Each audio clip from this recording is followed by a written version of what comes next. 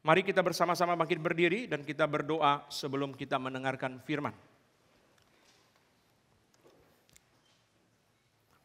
Tuhan, kami mengucap syukur karena firman-Mu yang diperjuangkan oleh para reformator untuk setia kepada Alkitab boleh kami terima sampai hari ini.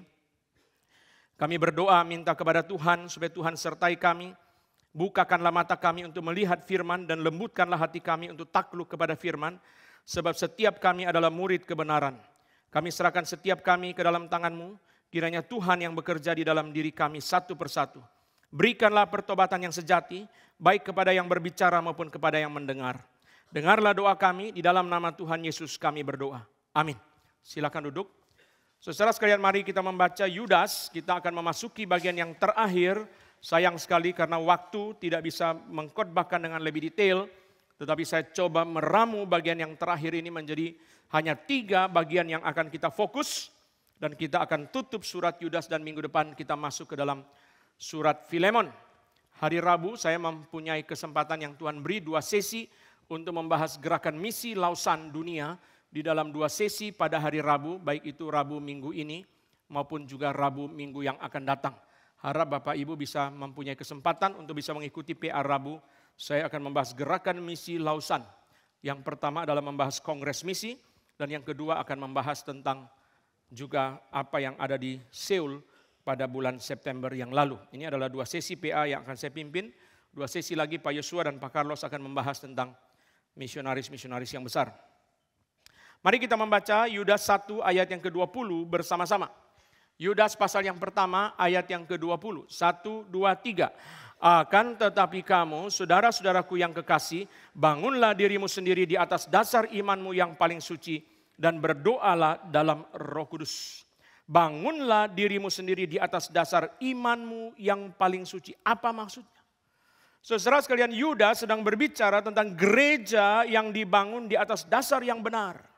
Kita mengerti konteks daripada surat Yudas adalah melawan ajaran yang sesat. Itu sebabnya Yudas mendorong mereka untuk membangun gereja di atas dasar ajaran yang benar. Saudara, Douglas Moore mengatakan bahwa gereja perjanjian baru tidak lagi memerlukan bait Allah seperti di dalam perjanjian lama. Sehingga secara istilah bangunlah dirimu sendiri adalah berkaitan dengan saudara sekalian doctrinal and ethical core of Christian identity. Identitas Kristen secara di dalam core, doktrin dan juga etika. Itu sebabnya secara paralel yang paling dekat dengan ayat ini adalah Efesus pasal kedua ayat 19 dan 20. Mari kita baca sama-sama. Setiap kali ada kesempatan membuka suara baca, saya harap saudara bisa membaca. Setiap kali saudara ada kesempatan buka suara, berdoa, buka suara. Saudara sekalian, supaya kita belajar mau lakukan sesuatu untuk Tuhan. Efesus 2 ayat 19 dan 20. Mari kita buka suara, kita baca bersama-sama ayat ini. 1, 2, 3. Demikianlah kamu bukan lagi orang asing dan pendatang, melainkan kawan sewarga dari orang-orang kudus dan anggota-anggota keluarga Allah yang dibangun di atas dasar para rasul dan para nabi dengan Kristus Yesus sebagai batu penjuru. Saudara lihat begitu dekat apa yang disampaikan oleh Yudas, bangunlah dirimu sendiri di atas dasar imanmu yang paling suci. Apa itu iman yang paling suci? Yaitu pengajaran Rasul dan Nabi. Dan kita tahu ini adalah Alkitab. Saudara. Pengajaran Rasul itu adalah perjanjian baru. Pengajaran Nabi itu adalah perjanjian lama. Dan Kristus sebagai batu penjuru. Bangunlah di atas dasar ajaran yang benar. Bangunlah di atas dasar ajaran yang setia kepada Alkitab. Saudara, itu sebabnya gereja, nanti kita akan lihat saudara, gereja yang sejati. Pertama-tama dan terutama adalah ajaran yang benar. Itu yang pertama, yang harus dicari daripada gereja adalah ajaran yang benar. Nanti kita melihat sakramen, kita melihat disiplin, penginjilan dan penderitaan saudara. Semua tanda yang menyusul itu, tetapi fokus yang paling pertama adalah ajaran yang benar. Sekarang ini orang mencari gereja, cari apa? Cari yang dekat. Bukan yang benar. Berarti dia sedang melayani kedagingan dia, bukan sedang melayani Tuhan. Gampang, kalau dekat gampang. Kalau perlu jalan kaki, tidak usah susah cari parkir. Yang gampang, saudara, bukan yang benar. Saudara mencari apa yang menyenangkan dia. Dia sedang melayani kedagingan dia. Bukan mencari yang benar. Gereja, saudara, pertama-tama adalah ajaran yang benar. Saudara, itulah perjuangan dari para reformator. Itulah perjuangan yang sulit daripada Luther, yaitu setia kepada Alkitab. Luther mengatakan, saudara, seorang awam yang sederhana yang dipersenjatai dengan Alkitab lebih hebat daripada paus manapun yang paling berkuasa tanpa Alkitab. Seorang awam, sekalipun dia orang awam biasa, tapi kalau dia setia kepada firman, dia lebih hebat daripada paus yang tidak ada firman Tuhan. Saudara sekalian, firman itu sebabnya di dalam pengadilan Diet of Worms, kita bisa lihat gambarnya, saudara, Luther berdiri sendiri di antara para uskup, para pemimpin gereja Katolik. Dia diadili oleh mereka. Mereka menyuruh dia, cabut perkataanmu. Cabut 95 tesis. Luther mengatakan, hati nurani saya tertawan oleh firman Tuhan. Saya tidak akan mencabut kecuali itu melanggar firman Tuhan. Hati nurani saya tertawan oleh firman. Diri saya terikat oleh firman. Saya yakin apa yang saya lakukan sesuai dengan firman. Saya tidak akan mencabut kalimat yang saya sudah ucapkan. Saudara bayangkan, dia berdiri sendiri. Saudara, gereja Katolik tahun 1521 menjatuhkan ekskomunikasi kepada Luther. Dan Luther dikeluarkan oleh gereja Katolik sampai dengan dia meninggal. Dan gereja Lutheran dunia bekerja sama dengan gereja Katolik. Mereka mempunyai kerjasama yang baik, bersahabat dengan baik. Saudara sekalian, gereja Metodis, gereja Lutheran membangun kerjasama yang baik dengan gereja Katolik. Tetapi gereja Katolik sampai hari ini tidak mencabut kutukan kepada Luther. Saudara sekalian, kita melihat di sini perjuangan Luther, perjuangan Calvin adalah firman. Itu sebabnya McGrath mengatakan, saudara, semangat dari para reformator adalah siapa saja harus takluk di bawah otoritas Alkitab. Paus, uskup, teolog, siapa saja harus takluk kepada firman Tuhan. Tidak ada kecuali. Yang dipentingkan oleh para reformator bukan sejarah, yang dipentingkan oleh para reformator bukan historical continuity, tetapi doctrinal continuity. Benar enggak? Ajarannya benar. Itu persis seperti gereja mula-mula. Gereja mula-mula kalau saudara lihat di dalam Kisah Para Rasul pasal yang kedua, hal pertama yang mereka lakukan bertekun di dalam ajaran para rasul. Mari kita buka. Kisah Para Rasul pasal yang kedua, ayat yang ke-41. Kisah Para Rasul pasal yang kedua, saudara, kita melihat ciri khas daripada gereja mula-mula. Ayat yang ke-42. Gereja mula-mula, mari kita baca sama-sama Kisah Para Rasul pasal yang kedua, ayat yang ke-42. 1, 2, 3. Mereka bertekun dalam pengajaran rasul-rasul dan dalam persekutuan, dan mereka selalu berkumpul untuk memecahkan roti dan berdoa. Bertekun dalam pengajaran rasul, itu yang pertama. Baru persekutuan, baru ibadah, baru berdoa. Saudara, pengajaran itu yang Luther inginkan, saudara, yaitu mereka kembali kepada Alkitab, mendorong gereja untuk setia kepada Alkitab. Setia kepada firman. Saudara sekalian, John Calvin mengatakan, saudara, dan saya pakai 3 istilah untuk menyimpulkan perkataan John Calvin mengenai Alkitab yang perlu kita perhatikan. Khususnya, saudara, bukan kebetulan persis bagian akhir Yudas, persis di dalam minggu reformasi dan seminar mengenai gereja, nyambung semua. Yang mengatur itu bukan saya, Tuhan. Saudara, yang pertama, Calvin mengatakan perkataan yang sama. Yang kedua, Calvin berbicara tentang tanda-tanda yang sama. Dan yang ketiga, Roh Kudus yang sama. Kenapa harus ada Alkitab tertulis? Kenapa kita tidak seperti karismatik yang mendengar wahyu baru? Tuhan berkata kepada saya, Tuhan berkata kepada saudara. Harus ada perkataan yang tertulis di dalam Alkitab. Kalau ini kebenaran yang perlu untuk setiap orang, harus ditulis supaya dibaca oleh setiap manusia sepanjang sejarah. Amin. Kalau Tuhan beri saudara firman, tidak beri saya. Kalau Tuhan beri kepada satu orang firman, jangan membunuh, dia enggak membunuh. Lalu orang lain membunuh, ditanya, kenapa kamu membunuh? Saya tidak terima wahyu mengatakan jangan membunuh. Tapi kalau ada firman yang objektif, standar yang objektif bagi setiap orang, saudara, berarti apa? Setiap orang mempunyai standar yang sama. Saudara lihat bagaimana caranya Calvin menjelaskan mengenai Alkitab perkataan yang sama. Calvin berkata, Tuhan tidak setiap hari memberi firman dari surga. Tuhan apa kurang kerjaan setiap hari saudara memberi kepada kita firman dari surga? Dia beri standar. Itu sebabnya ketika orang kaya di dalam neraka itu minta supaya Lazarus dibangkitkan untuk meyakinkan saudara-saudara dia yang kaya supaya bertobat. Abraham berkata, tidak bisa. Pada mereka ada kesaksian para nabi dan kesaksian Musa. Kalau mereka tidak mau baca, tidak bisa. Abraham tidak melayani keinginan dia. Abraham tidak melayani keinginan daripada orang kaya itu seraskan hanya karena dia kaya. Pak Tong mengatakan orang kaya di dunia sudah biasa suruh-suruh. Sampai dalam neraka pun masih mau suruh-suruh. Dalam dunia sudah biasa banyak pembantu, banyak sopir dia suruh-suruh. Sampai di dalam neraka pun dia mau suruh Abraham yang di dalam sorga. Abraham bilang tidak bisa. Ada Alkitab suruh dia baca. Saudara sekalian perkataan yang sama. Perkataan yang sama itu saudara sekalian, untuk setiap orang perlu firman yang sama. Maka catat supaya suruh mereka baca. Mereka mempunyai firman yang sama. Ini pertama. Kedua, saudara sekalian, tanda-tanda yang sama. Di dalam teologi disebut sebagai indisia. Indisia itu saudara ada tanda-tanda yang sama. Yang setiap orang baca akan temukan bahwa ini adalah firman Allah. Itu sebabnya Calvin berkata gereja bukan menetapkan Alkitab firman Allah. Gereja mengakui bukan menetapkan. Tidak ada tukang emas manapun di dunia ini yang sanggup menetapkan kotak plastik ini sebagai emas.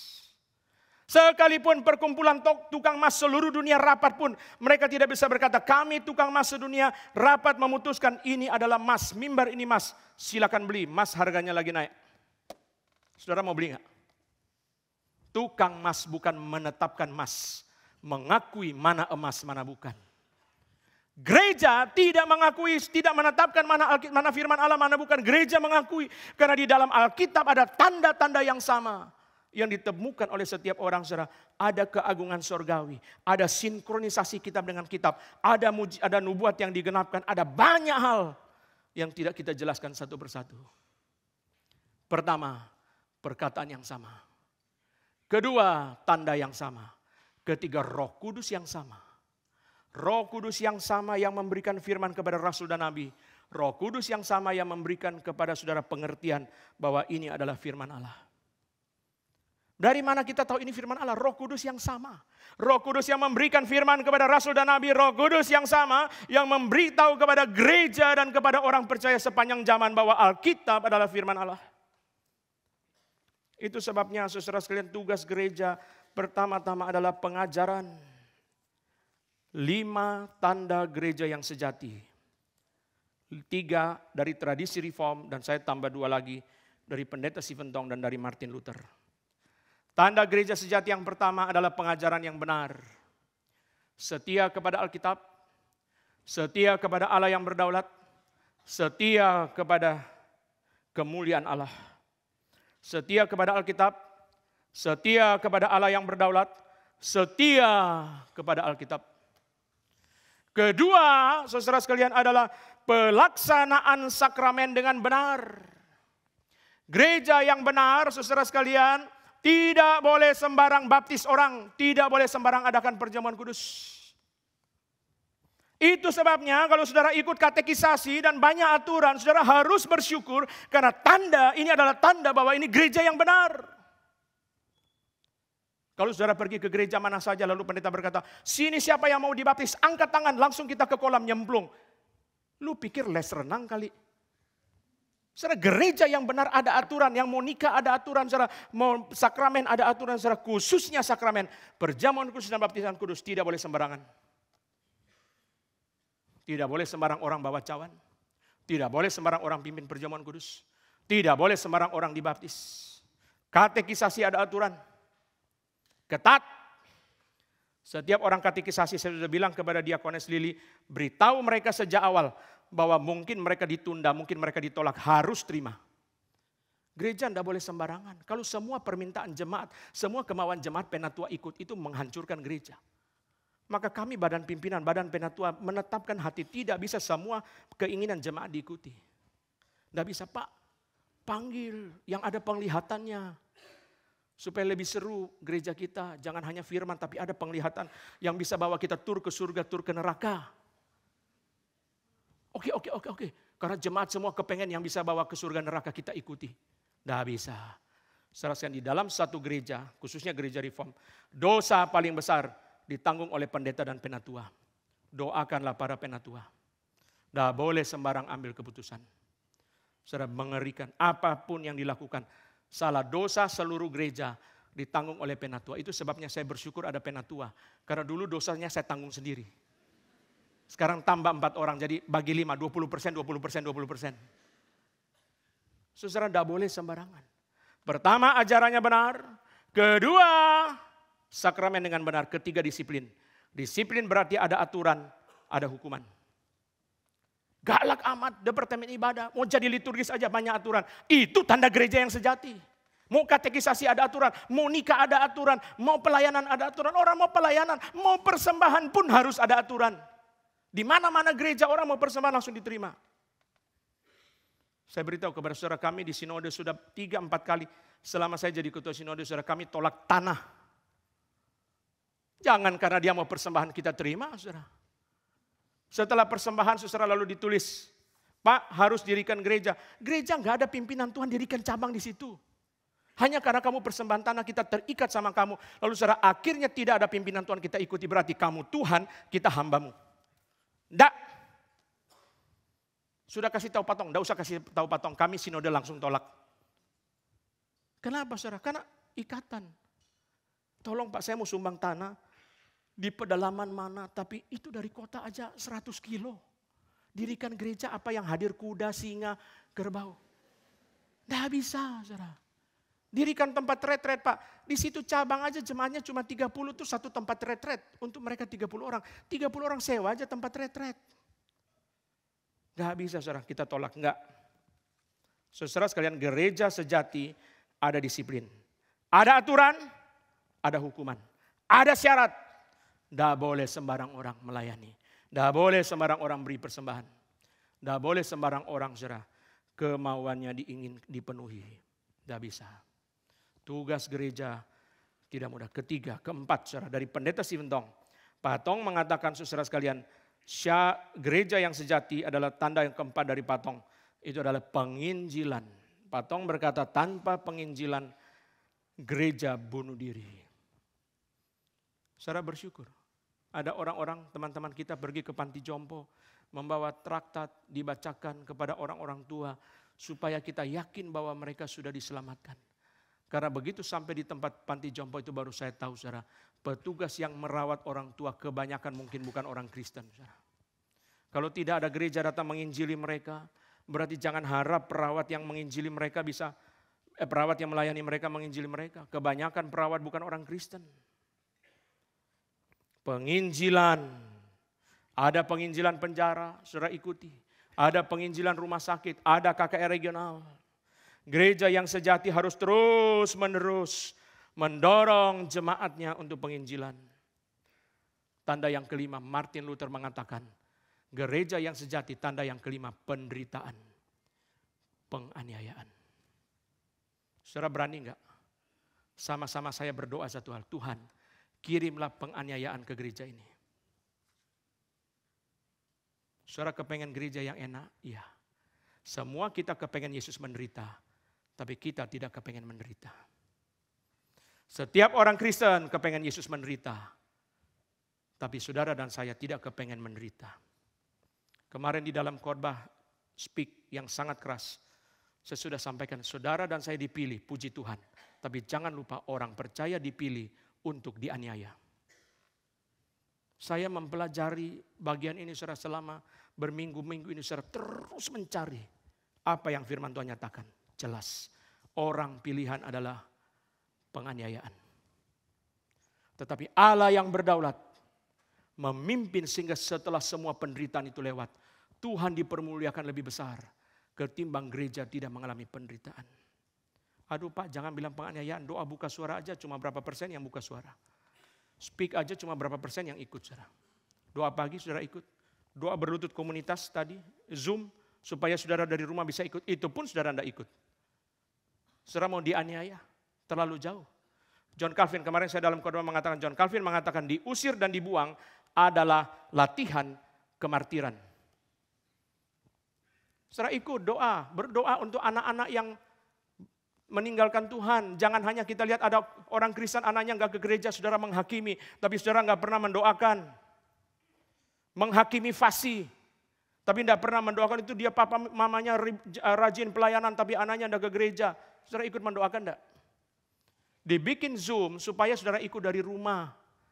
Supaya tidak ada alasan, wah saya hari kerja tidak bisa ke gereja. Itu pun saudara tidak mau ikut. Itu sebabnya saya bersyukur saudara dibuka Zoom supaya orang dari berbagai kota, berbagai gereja bisa ikut saudara. Saya lihat ada orang dari Surabaya, dari gereja lain, setiap kali doa komunitas selalu ikut. Supaya jam doa tidak dikuasai oleh orang-orang kebun jeruk yang sendirinya tidak mau ikut berdoa. Saudara sekalian, mari kita sadar tanda yang kelima dari gereja adalah penderitaan. Harus ada penderitaan. Saudara belajar melalui KKR regional. Saudara belajar melalui KKR regional yang tidak nyaman. Sabtu lalu saya tanya sama Pak Hansen. Pak Hansen, ada ular di kamar, kapok enggak? Tidak kapok. Terus. Puji Tuhan. Sekalipun di dalam KKR regional, di dalam kamar dia ada ular yang besar. Tetap mau melayani. Kita belajar. Belajar untuk menderita, belajar untuk tidak nyaman, belajar untuk tidak enak. Belajar untuk saudara sekalian menderita. Semua orang Kristen mau Yesus menderita bagi dia, tapi tidak mau menderita bagi Yesus. Hanya maunya Yesus menderita bagi dia. Kapan kita menderita bagi Tuhan? Belajar untuk menderita, belajar untuk berkomitmen. Ada banyak kegiatan di dalam gereja ini, ikut. Pelayanan ke penjara, ikut. Supaya saudara melihat orang-orang yang menderita. Saudara tidak dipenjarakan, saudara ikut. Banyak orang jam doa berlutut tidak ikut, saudara, bukan berarti dia ada kesibukan. Coba cek, dia lagi nonton TV. Hari Kamis malam, dia lagi ngapain, dia nggak ikut doa berlutut. Bukan doakan saya. Doakan anak-anak yang meninggalkan Tuhan, perlu didoakan atau tidak? Saya tanya, anak-anak yang meninggalkan Tuhan perlu didoakan atau tidak? Perlu? Ikut ya. Saya suruh absen satu-satu, ikut enggak? Mari kita berdoa bagi mereka. Jangan hanya kita menghakimi, berdoa bagi mereka yang meninggalkan Tuhan. Siapa orang Kristen yang mempunyai hati untuk mereka? Kasihan. Saudara dengar kesaksian penuntut John sama istrinya di dalam yang couple, saudara. 10 tahun dengan air mata. Berdoa untuk anaknya supaya kembali kepada Tuhan. Saya tanya, berapa banyak orang Kristen yang mendoakan mereka? Saudara kalau tidak ikut hari Sabtu lalu, saudara kesaksian, itu saudara kerugiannya sangat besar, saudara tidak bisa mengerti.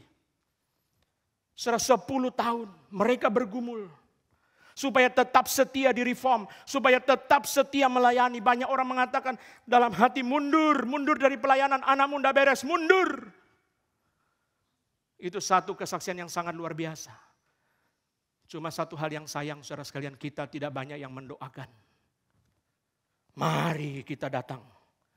Saudara, gereja yang sejati adalah gereja yang menderita. Martin Luther mengatakan, saudara, saya baca kalimat itu dari Google AI, saya mau cek betul apa enggak, saya telusuri sampai ketemu. Memang Luther ngomong sendiri.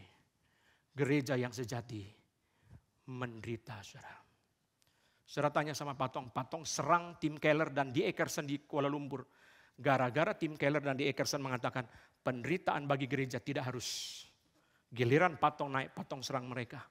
Setelah saya baca lagi saudara sekalian, dan dengar lagi di Seoul dari para misionaris, kalimatnya sama, penderitaan itu harus. Saudara sekalian, ini tanda yang kelima. Saudara lihat Yudas, apa yang dia inginkan. Saudara sekalian, Yudas pasal yang pertama ayat yang ketiga, mari kita lihat saudara. Dalam konteksnya dan pasal 1 ayat 17 kita akan mengerti. Membangun gereja di atas dasar ajaran yang benar. Saudara sekalian, Yudas berkata di dalam pasal 1 ayat 3, saudara-saudaraku yang kekasih, sementara aku bersungguh-sungguh berusaha menulis kepada kamu tentang keselamatan kita bersama, aku merasa terdorong untuk menulis ini kepada kamu dan menasihati kamu supaya kamu tetap berjuang untuk mempertahankan iman yang telah disampaikan kepada orang-orang kudus. Berjuang mempertahankan iman yang telah disampaikan kepada orang-orang kudus. Kenapa Yudas ngomong begini? Karena jemaat ditarik terus oleh ajaran sesat. Guru-guru palsu datang, tarik mereka terus, itu sebabnya saudara Yudas ingatkan, bertahan dalam ajaran yang benar, dalam iman yang benar, terus tahan. Ayat 17. Tetapi kamu saudara-saudara yang kekasih, ingatlah akan apa yang dahulu telah dikatakan kepada kamu oleh rasul-rasul Tuhan kita Yesus Kristus. Ingat. Jangan lupakan ajaran yang benar yang sudah diberitakan oleh para rasul kepada kamu. Berjuang untuk pertahankan ajaran yang benar. 7 hal yang kita bisa lakukan. 7 hal yang kita bisa lakukan. Pertama, carilah gereja yang benar ajarannya. Anak saudara tadi bersyukur ada jemaat, Pak, anak saya ke Inggris, gereja apa? Bersyukur. Kalau anak saudara ke luar negeri, tanyalah pendeta. Jangan saudara kos aman, kampus aman. Gereja tidak aman. Akhirnya dia pulang bawa ijazah, tapi dia kehilangan iman. Banyak orang tua kirim anak ke luar negeri, jarang tanya pendeta, anak saya gereja di mana Pak? Pokoknya kosnya sudah dapat ibu kos yang baik, kampusnya baik, tapi gerejanya di mana? Tidak peduli gereja. Pokoknya yang penting dia kosnya baik, aman, dia bisa kuliah dengan baik. Gerejanya di mana? Pertama, saudara, carilah gereja yang sungguh-sungguh mengajarkan ajaran yang benar. Inilah semangat reformator. Inilah perjuangan dari Patong. Gereja yang ajaran yang benar. Kedua, sungguh-sungguh mempelajari ajaran yang benar.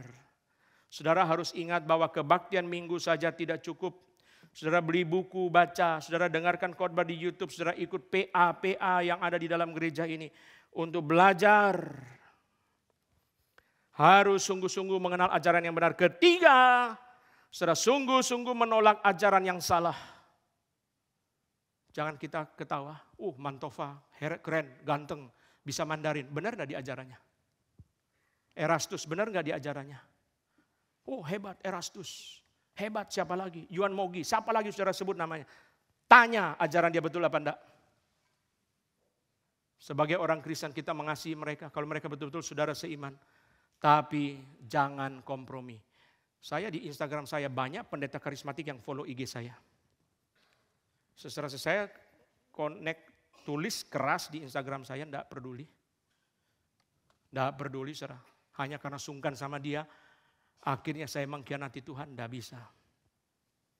Banyak sekali pendeta-pendeta karismatik yang terkenal. Tulis di itu, pesan pribadi. Pak, salam kenal Pak, terima kasih khotbah sangat memberkati. Oh ya, saya pesan, jangan lupa setia kepada Alkitab, setia kepada Injil. Bukan karena saudara dia pendeta lebih banyak jemaatnya dari saya. Lebih terkenal dari saya, yang follow IG dia aja lebih banyak dari saya. Tidak peduli. Hanya karena menyenangkan perasaan manusia mengkhianati Tuhan. Kemarin saya ngomong di speak, sudah dikutip oleh panitia itu sudah di dalam IG-nya. Stemi itu saudara. Hamba Tuhan yang berusaha menyenangkan setiap jemaat itu nabi palsu. Orang Kristen yang berusaha menyenangkan setiap orang itu pengkhianat kebenaran. Tidak bisa ada saatnya saudara di kantor saudara berkata, ini saya sebagai orang Kristen tidak bisa lakukan. Terserah kamu setuju atau tidak setuju. Tidak bisa menyenangkan setiap orang. Menyenangkan Tuhan, bukan menyenangkan manusia. Itulah panggilan kita, saudara. Kita sungkan, akhirnya menyenangkan manusia. Tapi Tuhan berkata, engkau adalah Iskariot. Saudara sekalian, yang pertama adalah cari gereja yang sungguh-sungguh ajaran benar. Kedua, sungguh-sungguh mengenal, mempelajari ajaran yang benar. Yang ketiga, saudara sungguh-sungguh menolak semua ajaran yang salah. Yang keempat, berjuang supaya orang di sekitar kita juga mengenal ajaran yang benar. Jangan lupa, nggak boleh saudara sendiri. Kenapa? Orang sekitar saudara yang akan mempengaruhi saudara kepada ajaran yang salah. Dia juga harus mengenal ajaran yang benar. Yang keempat, saudara sekalian, itu yang keempat. Saudara. Yang kelima, saudara, berjuang supaya lebih banyak orang mengenal ajaran yang benar. Sekarang ada banyak khotbah di YouTube yang benar yang kita bisa share linknya, bagikan, ajak mereka kalau ada speak. Supaya belajar ajaran yang benar. Semakin kita berjuang untuk banyak orang mempunyai ajaran yang benar, semakin kita sendiri bertahan di dalam ajaran yang benar. Yang keenam, saudara sekalian, mendoakan dan mendukung hamba-hamba Tuhan dan pimpinan gereja untuk mempertahankan ajaran yang benar. Doakan para pendeta. Jangan kompromi. Ke Korea, luar biasa, pulang bawa karismatiknya ke Indonesia. Ini namanya gereja. Semua jemaat senang. Semua jemaat senang. Tapi Tuhan tidak senang. Saudara dengar baik-baik kalimat di bawah ini. Seringkali dalam win-win solution, semua win, semua senang. Yang tidak win Tuhan. Hati-hati sama win-win solution. Win sama win. Yang kalah siapa? Win sama win. Yang rugi siapa? Win-win. Tuhan yang rugi. Jadi saudara jangan sembarang win-win solution. Saudara sekalian, dukunglah hamba-hamba Tuhan, doakanlah hamba-hamba Tuhan supaya mereka punya pengajaran yang benar. Dari Kongres Penginjilan di Korea, saudara Lawson mengatakan satu kalimat dari para misionaris yang diulang-ulang. Penganiayaan tidak pernah membunuh gereja, kompromilah yang membunuh gereja. Persecution never kill the church. Compromise kills the church. Yang membunuh gereja adalah kompromi, bukan penganiayaan. Saudara tahu gereja bertumbuh terbesar di dunia di mana? Iran. Iran. Setelah itu Tiongkok, semua negara penganiayaan. Pendeta Wang Yi sampai sekarang belum dibebaskan. Itu teman baik dari Patong, saudara. Orang reform Injili yang begitu gigih. Saya dengar khotbah dia, saudara, begitu reform dan mengkritik Xi Jinping. Sampai sekarang belum bebas. Istri anak tidak tahu mereka ada di mana. Banyak teman dari Patong, saudara sekalian.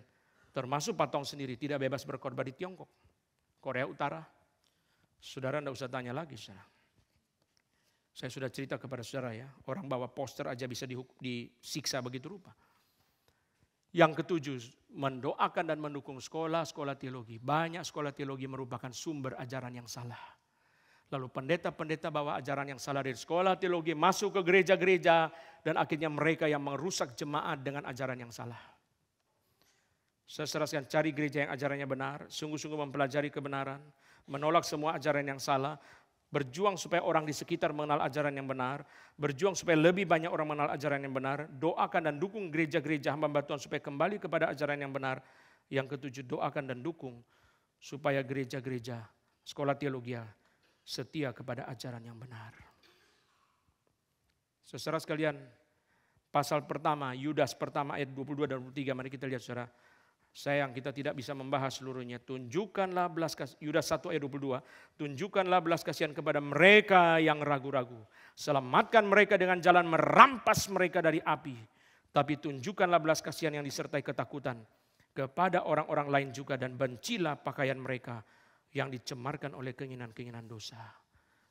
Rampaslah mereka, doronglah mereka. Satu hal yang saya sedih di Lausan, saudara, di Kongres Penginjilan. Saya bilang sama teman-teman pendeta, kita dari Geri ada 8 orang. Saya pergi ke Korea dengan permintaan kepada Tuhan. Minta supaya ada misionaris yang menjadi pembicara. Memaki kita pendeta-pendeta, memaki saya. Saya enggak ada, saya minta itu. Tuhan kirim misionaris yang taruh nyawa untuk Tuhan. Lalu berani di atas mimbar berkata, pendeta-pendeta yang tidak menginjili brengsek. Saya tunggu itu enggak ada, saudara. Saya minta itu, Tuhan kasih orang yang kalau perlu usir kita keluar dari pendeta kalau tidak mau menginjili. Kalau tidak mau dianiaya, tidak usah jadi pendeta. Tapi sampai sana jadi suruh tiup balon. Banyak orang, aduh kok jadi tiup-tiup balon. Ya tiup balon di tempat gua aja juga bisa. Ngapain bayar ribuan dolar buat tiup balon? Kenapa? Karena panitia ingin menyenangkan setiap orang. Lagu karismatik, supaya orang karismatik senang. Orang karismatik bilang apa? Begini doang, di negara saya artis semua yang main musik. Apa kayak begini?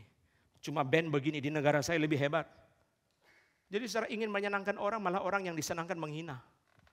Itu sebabnya dari situ saya belajar satu hal. Jangan pernah menyenangkan manusia. Menyenangkan Tuhan. Karena menyenangkan manusia belum tentu yang kamu senangkan dia senang. Dia malah menghina. Musik-musik gini buat apa? Oh kita mau dengar sharing dari misionaris. Baru sharing 5 menit, 10 menit sudah disetur turun sama liturgis. Ganti sama band setengah jam. Setelah itu liturgisnya naik sampai minta maaf saudara. Karena dia turunkan itu orang India. Orang tua sudah rambut putih semua saudara. Seorang jurnalis yang meneliti penganiayaan di India selama berpuluh-puluh tahun. Dia presentasi belum selesai sudah disuruh turun sama liturgis. Saudara saya banyak sekali komplain itu. Karena mereka ingin menyenangkan setiap orang. Saudara hidup hanya satu kali. Itu sebabnya tugas saudara dan saya adalah menyenangkan Tuhan. Yudas berkata, bangunlah gereja di atas dasar ajaran yang benar. Bangunlah seluruh hidupmu, bangunlah seluruh gerejamu, seluruh pelayananmu, ajaran yang benar. ajaran yang benar. Ini pertama. Kedua, mari kita lihat Yudas 1 ayat 21. Yudas 1 ayat 21. Peliharalah dirimu demikian dalam kasih Allah sambil menantikan rahmat Tuhan kita Yesus Kristus untuk hidup yang kekal. Saudara lihat ya, ini indah sekali ayat ini. Saudara, dua istilah yang sangat penting tentang kasih muncul di dalam ayat ini, yaitu agape diterjemahkan saudara dengan kasih Allah dan eleos diterjemahkan dengan rahmat Tuhan. Pelihara dirimu di dalam agape dan eleos. Sayang sekali terjemahannya keliru. Bukan untuk hidup yang kekal, sampai hidup yang kekal datang kepadamu. Saudara, Yudas di dalam pasal pertama, ayat yang pertama, saudara mengatakan kita dipelihara untuk Yesus Kristus. Yudas beritahu kita, kita dipelihara oleh Tuhan. Tapi ayat 21, Yudas menyuruh kita peliharalah dirimu. Di dalam kasih Allah, yaitu Kristus yang mati di kayu salib. Terus sambil menantikan belas kasihan Tuhan, terus sampai kepada hidup kekal datang kepadamu. Tugas saudara dan saya adalah pelihara. Bukan hanya kita minta Tuhan pelihara. Tuhan pelihara usaha saya, tapi saudara sendiri pelihara usahamu enggak? Tuhan pelihara keluarga saya, tapi kita pelihara keluarga kita sendiri enggak? Tuhan pelihara kesehatan saya. Setelah doa makan selesai, sate babi. Jadi gimana? Saudara, Tuhan mau supaya kita pelihara diri kita sendiri. Empat contoh, dari banyak contoh ya di dalam Alkitab, saya tidak bahas semua karena waktu saudara. Tapi 4 contoh saudara memelihara diri. Pertama, pelihara diri supaya tetap taat. Pelihara diri supaya tetap murni. Pelihara diri supaya tetap percaya. Pelihara diri supaya tetap tekun. Ini contoh-contoh yang kita bisa temukan dalam perjanjian baru. Pelihara diri supaya tetap taat. Pelihara diri supaya tetap murni. Pelihara diri supaya tetap percaya. Pelihara diri supaya tetap tekun. Turutilah perintah ini, kata Paulus kepada Timotius. Paulus berkata kepada Timotius, aku telah memelihara iman. Wahyu berkata yang penting adalah ketekunan. Kita bisa temukan ini. Janganlah terbawa-bawa ke dalam dosa orang lain, jagalah kemurnian dirimu. 1 Timotius 5 ayat 22, contoh yang lain. Janganlah terbawa-bawa ke dalam dosa orang lain, jagalah kemurnian dirimu. Yakobus berkata, menjaga supaya dirinya sendiri tidak dicemarkan oleh dunia. Saudara, setiap hari buka IG, buka TikTok, setiap hari berada dengan teman-teman, peliharalah dirimu supaya tetap murni, jangan dicemarkan oleh dunia, jangan terbawa-bawa oleh dosa orang lain, jangan terbawa-bawa ke dalam dosa orang lain. Dia mau minuman keras, itu urusan dia. Jangan terbawa-bawa ke dalam dosa dia. Dan seterusnya. Pelihara diri tetap taat, pelihara diri tetap murni, pelihara diri tetap percaya, pelihara diri tetap tekun. Saudara, Yudas mengatakan, saudara, peliharalah dirimu di dalam kasih Allah. Kasih Allah itu kuncinya. Apa itu saudara? Sudah berapa minggu ini saudara kita terus dibawa untuk melihat kepada Golgota. Dan kita akan menghafal satu ayat dari Yohanes 19 ayat yang ke-17. Yohanes pasal yang ke-19 ayat yang ke-17. Mari kita baca 2 kali. Sekali lagi tentang Golgota. Golgota dan Golgota. Mari kita membaca Yohanes 19 ayat 17 2 kali. Lalu kita menghafal, tidak panjang ayatnya. Ini pun juga sudah bentuk memanjakan saudara. Hafal tidak panjang ya. Jadi kurang penderitaannya saudara. Mari kita baca Yohanes 19 ayat 17. 1, 2, 3. Sambil memikul salibnya, ia pergi keluar ke tempat yang bernama tempat tengkorak, dalam bahasa Ibrani Golgota. Sekali lagi. Sambil memikul salibnya, ia pergi keluar ke tempat yang bernama tempat tengkorak, dalam bahasa Ibrani Golgota. Mari kita hafal lengkap dari Yohanes 19 ayat 17. 1, 2, 3. Yohanes 19 ayat 17. Sambil memikul salibnya, ia pergi ke tempat luar ke tempat yang bernama tempat tengkorak. Dalam bahasa Ibrani Golgota. Sekali lagi. Yohanes 19 ayat 17. Sambil memikul salibnya, ia pergi keluar ke tempat yang bernama tempat tengkorak. Dalam bahasa Ibrani Golgota. Saya membaca ayat ini secara sangat terharu. Tuhan Tuhan mau pikul salibmu sendiri. Itu bahasa Yunaninya lebih tepat diterjemahkan. Sambil memikul salibnya sendiri, his own cross. Leon Morris mengatakan Yohanes ingin menekankan bahwa Tuhan Yesus menebus kita sendirian. Seperti Martin Luther sendirian. Tuhan pikul salibnya sendiri. Saudara pikul salibmu enggak? Apa Pak salib itu? Saudara, istri galak bukan salib. Istri galak dari Albania sampai Zimbabwe itu ada. Salib itu adalah mengasihi sesuai dengan firman Tuhan, istri galak. Kanker itu bukan salib. Negara mana yang tidak ada orang sakit kanker? Seluruh dunia ada. Tetapi tetap setia kepada Tuhan di dalam sakit kanker, itulah salibnya.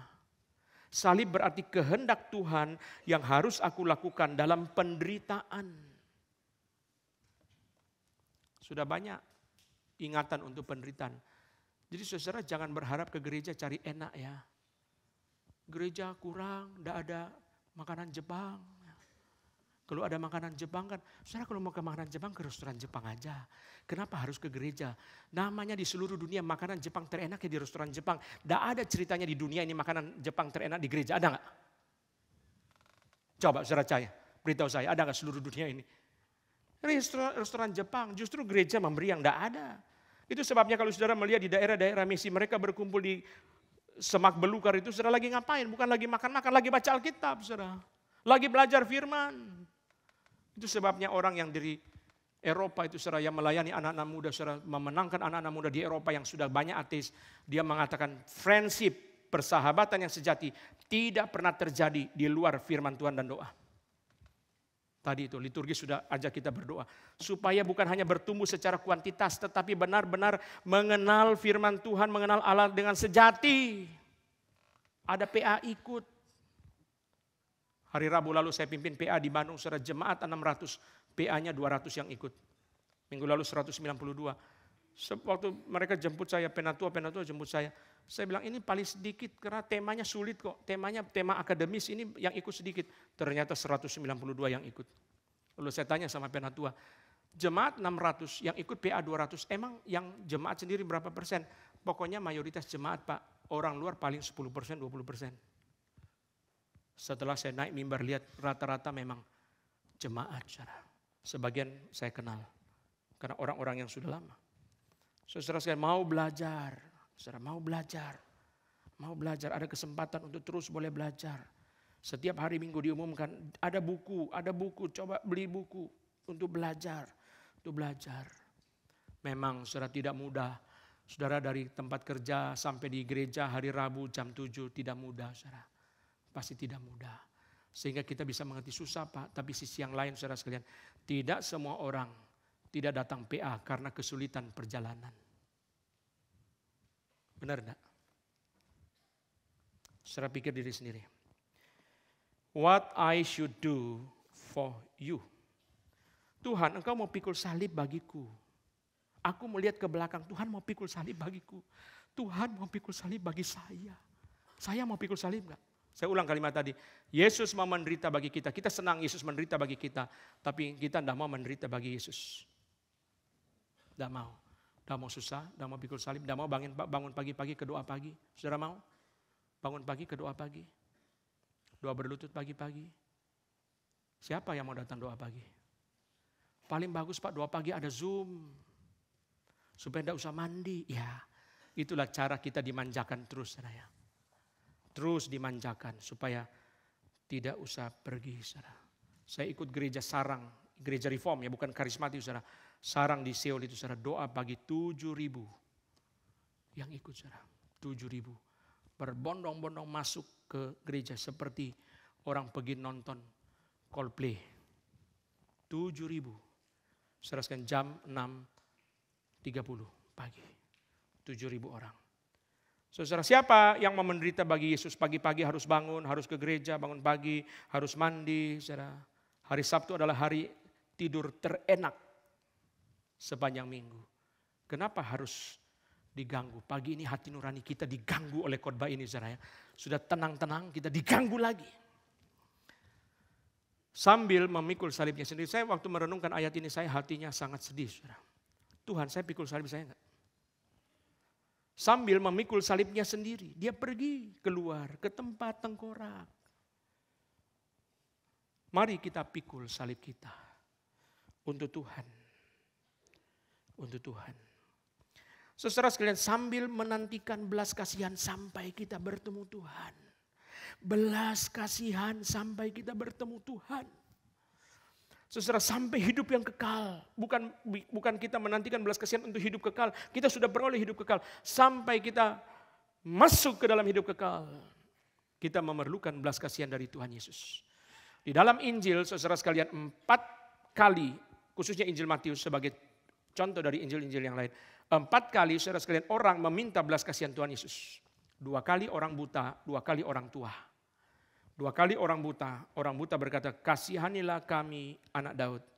2 kali lagi orang tua, 1 perempuan Kanaan yang anaknya kerasukan, 1 lagi orang tua yang anaknya sakit ayan. 2 kali orang tua.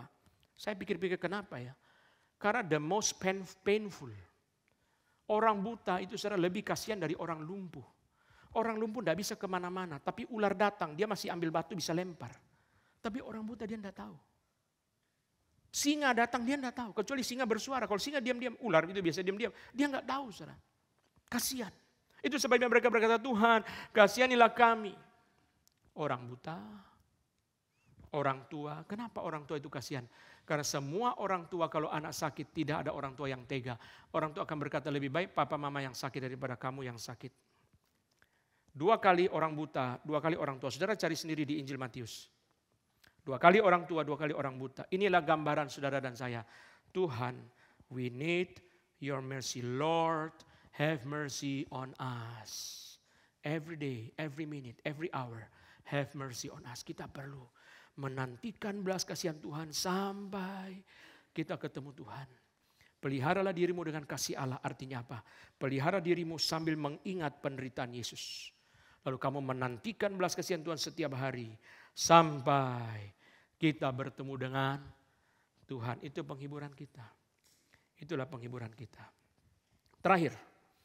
Mari kita lihat dan kita baca. Ini adalah doksologi yang paling indah. Salah satunya seluruh perjanjian baru. Douglas mau mengatakan ini adalah salah satu doksologi yang paling indah seluruh perjanjian baru. Ayat 24 dan 25.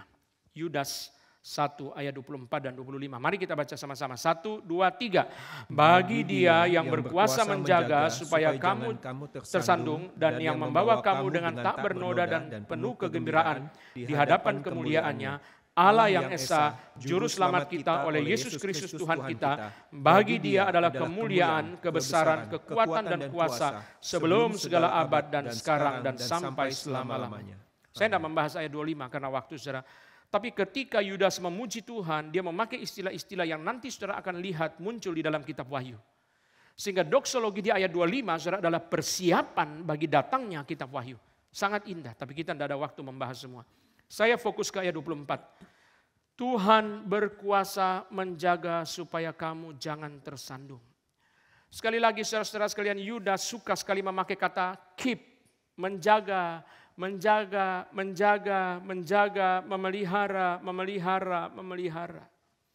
Ini salah satu kata kunci yang muncul di dalam surat Yudas. Tuhan jaga supaya kamu jangan jatuh. Karena kita gampang sekali jatuh. Tuhan jaga supaya kita jangan jatuh karena kita gampang sekali jatuh. Saya membagi 3 macam sandungan. Pertama, kita menjadi batu sandungan bagi orang lain. Ini banyaklah, saudara temukan di Alkitab banyak. Kedua, kita menjadi batu sandungan bagi Tuhan. Ketiga, kita tersandung kepada kebenaran Tuhan. Pertama, kita menjadi batu sandungan bagi orang lain. Melalui kelemahan kita, orang lain tersandung. Jagalah supaya kebebasanmu jangan menjadi batu sandungan bagi mereka yang lemah, kata Paulus. Yang kedua, kita menjadi batu sandungan bagi Tuhan. Kapan cerita ini terjadi? Waktu Petrus berkata, Yesus jangan disalibkan. Petrus menjadi batu sandungan bagi Tuhan. Tuhan mau menuju ke salib, dia taruh batu yang bikin Tuhan tersandung. Saudara, menjadi batu sandungan bagi Tuhan itu bisa. Kenapa? Kehendak Tuhan terhambat oleh keegoisan manusia. Contoh yang paling gampang kita ingat, saudara. Kalau kapin itu, saudara, lalu panitia datang ke kota-kota, lalu ngobrol-ngobrol, saudara sekalian, bisa enggak adakan KKR Pak Stephen Tong di sini? Wah, kami gereja-gereja enggak mau, pendeta-pendeta enggak mau. Kenapa? Ya. Ada kota, saudara sekalian, langsung ngomong terus terang saja kami minta dana. Kami minta dana. Loh, bagaimana maksudnya minta dana? Sudah gini aja, KKR-nya mau berapa orang? 5.000 orang. Sudah turunkan 1 miliar, beres. Sudah drop saja dana, nanti beres.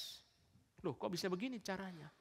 Kami tidak bisa kalau drop dana. Kalau ada kebutuhan subsidi kita masih bisa bahas. Tapi kalau drop dana nggak bisa, ini bukan proyek. Bisa nggak kasih uang? Pendeta-pendeta dibantu berapa? Ya sedikit aja. Ini kan STEMI kan internasional, sedikit aja. Berapa emang sedikit? Ya 1 orang 10 juta aja. Jadi pendetanya ada berapa? Ada 40. Hah? Terus 10 juta itu dana acara? Enggak, itu lain lagi. Nanti kalau acara sewa kursi lain lagi. Waduh, repot kayak begini. Sudah, enggak jadi, saudara. Akhirnya, kalau dengar kesaksiannya Pak Timothy Sidik, kita tanya orang lokal, tanya orang hotel lah, tanya orang lokal. Ada enggak orang di sini yang kita bisa ajak ngobrol, tanya bagaimana KKR Patong? Ada satu orang tua di daerah ini sangat dihormati. Coba tanya sama dia. Pergi ke situ. Kami dari tim Pak Stephen Tong. Oh ya, saya dengar khotbah Pak Stephen Tong tiap hari. Terus maunya apa? Kami lagi doakan KKR Pak Stephen Tong di sini. Saya sudah 40 tahun doakan supaya Pak Stephen Tong khotbah di sini. Ya tapi kami ada kesulitan. Kesulitannya apa? Oh langsung, itu mirip waktu di Pekanbaru itu. Pergi ke polisi masih banyak alasan. Pergi ke yang lebih tinggi lagi pangkatnya. Pak, mau apa? Kalau urus izin ke Polres? Enggak, kami mau undang KKR Patong. Hah? Patong mau KKR di sini? Saya tiap hari dengar khotbah Patong. Bagaimana izinnya? Itu ada kesulitan. Sini saya telepon, langsung beres. Saudara sekalian, Tuhan kalau mau kerja tidak bisa dihambat oleh manusia punya kepentingan diri, agenda diri, tidak bisa. Pertama, kita menjadi batu sandungan bagi orang lain melalui kelemahan kita, perkataan kita, tindakan kita. Kedua, kita menjadi batu sandungan bagi Tuhan. Ini yang paling berat. Menjadi batu sandungan bagi Tuhan. Dan Yesus berkata kepada Petrus, engkau suatu batu sandungan bagiku. Yang ketiga, kita tersandung oleh perkataan Tuhan. Matius pasal 15 ayat ke-12 berkata, maka datanglah murid-muridnya dan bertanya kepadanya, engkau tahu bahwa perkataanmu itu telah menjadi batu sandungan bagi orang-orang Farisi. Orang yang tidak benar akan tersandung oleh kebenaran Tuhan. Orang yang tidak benar akan tersandung oleh kebenaran Tuhan. Tuhan jaga supaya kita tidak tersandung. Tuhan jaga supaya kita taat kepada firman. Tuhan jaga supaya kita kudus. Dan akhirnya dia membawa kita bertemu dengan Tuhan. Saudara sekalian, di dalam tak bernoda, itu ayat 24. Membawa kamu dengan tak bernoda penuh kegembiraan. Di dalam kemuliaannya. Saudara, waktu ketemu Tuhan, dalam kesedihan atau kegembiraan? Hah? Waktu ketemu Tuhan dalam kesedihan atau kegembiraan? Dalam kegembiraan. Puji Tuhan. Kita tidak mungkin datang ketemu Tuhan, saya sih memang berusaha hidup kudus Tuhan. Tapi lelah dalam perjuangan di dalam dunia ini. Lelah. Susah. Di kantor susah. Di rumah susah. Sampai gereja dengan khotbah yang keras-keras lagi ya. Seperti pagi ini Tuhan. Bagaimana saya bisa ketemu Tuhan dengan penuh kegembiraan. Seperti ibu melahirkan. Setelah bayinya lahir sehat, dia suka cita enggak? Atau dia sedih, marah-marah? Semua penderitaan dia hilang. Tanya sama dia, masih mau lagi? Siap. Bayangkan ya, yang nanya si enak, biasa yang nanya suami, ya dia nggak ikut menderita, betul lah. Dengan istrinya yang menderita ditanya begitu, saudara sekalian. Istri pikul koper 9 bulan itu setengah mati loh. Saudara sekalian, tidak mudah. Maka Tuhan menghukum laki-laki supaya mengerti pergumulan istri dengan cara kalau dia buncit, dia mengerti saudara ya. Dia tahu pikul koper itu susahnya seperti apa, sakit punggung saudara. Kita bertemu dengan Tuhan di dalam sukacita, dalam kegembiraan. Kenapa saudara? Saudara dengar kalimat di bawah ini. Begitu kita melihat kemuliaan Tuhan, semua penderitaan kita selesai. Itu yang bikin kita sukacita. Waktu kita bertemu dengan Tuhan, kita melihat kemuliaan Tuhan begitu hebat sehingga semua penderitaan yang kita alami di dalam dunia langsung sekejap itu lenyap. Kita melihat saudara, wah luar biasa. Kemuliaan Tuhan itu luar biasa. Luar biasa. Itu analoginya seperti orang naik gunung. Kenapa orang mau naik gunung? 19 jam jalan kaki. Kau tahan, pulang lebih lama lagi. Saya pernah tanya orang naik gunung, Pak, kalau Bapak sudah sampai di atas, melihat pemandangannya, semua kelelahan itu hilang, Pak. Pemandangan yang ada di atas gunung itu, yang tidak bisa diperoleh kecuali saudara naik di atas gunung itu. Saudara sekalian, Tuhan menjaga sampai kita masuk dan bertemu Tuhan dalam kegembiraan. Tuhan jaga kita tidak bernoda. Saya tutup saudara dengan mengajak saudara melihat 2 ayat dan mengakhiri khotbah ini saudara sekalian. Bagaimana perjalanan Tuhan memimpin saudara dan saya di dalam kekudusan sampai bertemu Tuhan. Perjalanannya seperti apa? Efesus pasal pertama dan 1 Petrus pertama. Kita lihat 2 ayat ini dan kita akan gabungkan dengan Yudas pasal pertama ayat 24. Efesus pasal pertama ayat yang keempat. Mari kita lihat. Efesus pertama ayat yang keempat, sebab di dalam Dia Allah telah memilih kita sebelum dunia dijadikan supaya kita kudus dan tak bercacat. Itu bahasa aslinya amomos itu bisa diterjemahkan tak bernoda di hadapannya. Supaya kata yang dipakai sama dengan yang di Yudas, tak bernoda, amomos. 1 Petrus 1 ayat 18-19, saya baca dengan memotong. 1 Petrus 1 ayat 18-19 saya baca dengan memotong. Kamu telah ditebus dari cara hidupmu yang sia-sia dengan darah yang mahal, yaitu darah Kristus yang sama seperti darah anak domba yang tak bernoda, amomo, dan tak bercacat. Di sini amomo muncul lagi. Baru yang terakhir di dalam Yudas 1:24. Bagi Dia yang berkuasa membawa kamu dengan tak bernoda dan penuh kegembiraan di hadapannya. Saudara lihat ya, 3 kali. Kita dipilih untuk tak bernoda. Yesus datang dengan darah yang tak bernoda menebus kita supaya kita tak bernoda. Dan yang terakhir Tuhan jaga kita waktu kita ketemu Tuhan tak bernoda 3 kali. Adakah rencana yang lebih indah daripada rencana Tuhan ini? Tidak ada satu dewa pun, kalau kita dengar kemarin pendeta Jack bicara di Speak, saudara, tidak ada satu dewa pun yang mempunyai rencana yang begitu indah bagi hidup manusia. Tuhan memilih kita supaya kita tak bernoda. Lalu saudara setelah Dia pilih, Dia bukan diam-diam saja, Dia beri anaknya mencurahkan darah yang tak bernoda untuk menebus kita supaya kita tak bernoda. Lalu terakhir Dia jaga kita dengan pertolongan Roh Kudus sampai kita bertemu Tuhan dengan tak bernoda. Indah ya. Siapa yang bisa jamin ini? Gak ada. Gak ada satu manusia pun, gak ada satu dewa pun yang bisa melakukan ini. Dia pilih kita, Dia beri anaknya, dan Dia jaga kita, Dia hantar kita sampai dengan tak bernoda. Dia jaga, Dia pelihara, Dia atur bagaimana rupanya supaya kita tak bernoda. Dia pilih dulu, setelah Dia pilih, Dia beri anaknya mencurahkan darah. Lalu Dia jaga kita sampai bertemu Tuhan. Inilah akhir dari surat Yudas, 3 hal yang kita belajar. Pertama, bangunlah gereja di atas dasar yang benar, ajaran benar. Kedua, peliharalah dirimu sendiri di dalam kasih, itu Golgota, dan mengharapkan belas kasihan Tuhan setiap hari. Yang ketiga, penghiburan dari Tuhan, yaitu Tuhan menjaga kita tidak tersandung, dan Dia menghantar kita ketemu Tuhan. Waktu kita ketemu Tuhan, semua kelemahan kita sudah selesai. Setiap orang ada kekurangan, pendeta pun ada kekurangan, majelis ada kekurangan.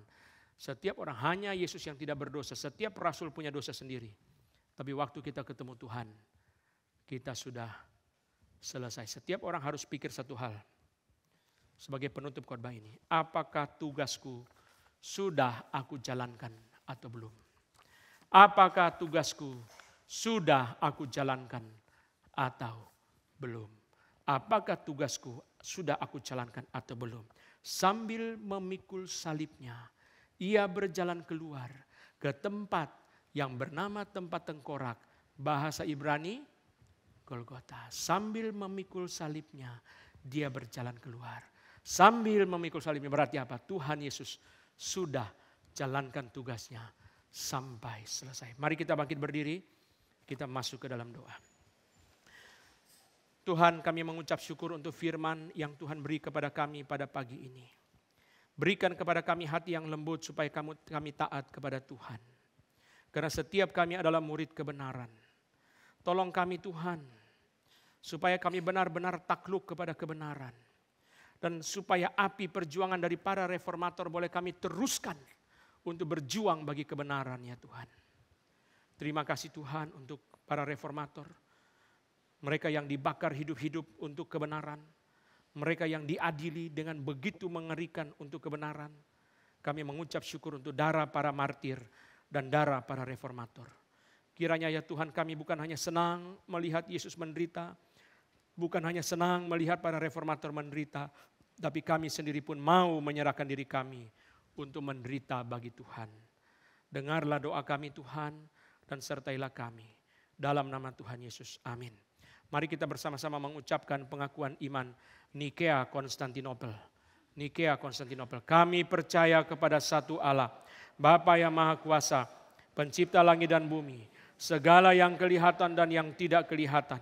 Kami percaya kepada satu Tuhan Yesus Kristus, Anak Tunggal Allah, diperanakan dari Bapa sebelum segala zaman.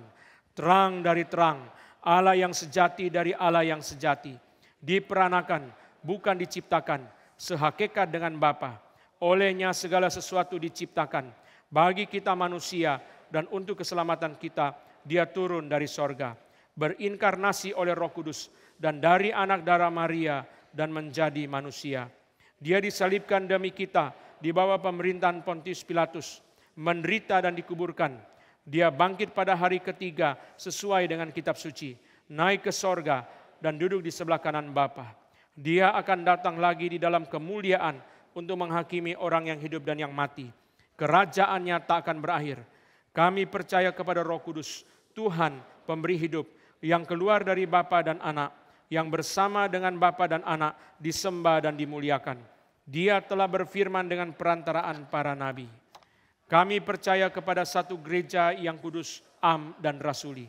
Kami mengakui satu baptisan untuk pengampunan dosa. Kami menantikan kebangkitan orang mati dan hidup di dalam dunia yang akan datang. Amin. Silakan duduk. Dengan membacakan pengakuan iman, kita terus diingatkan akan ajaran yang benar.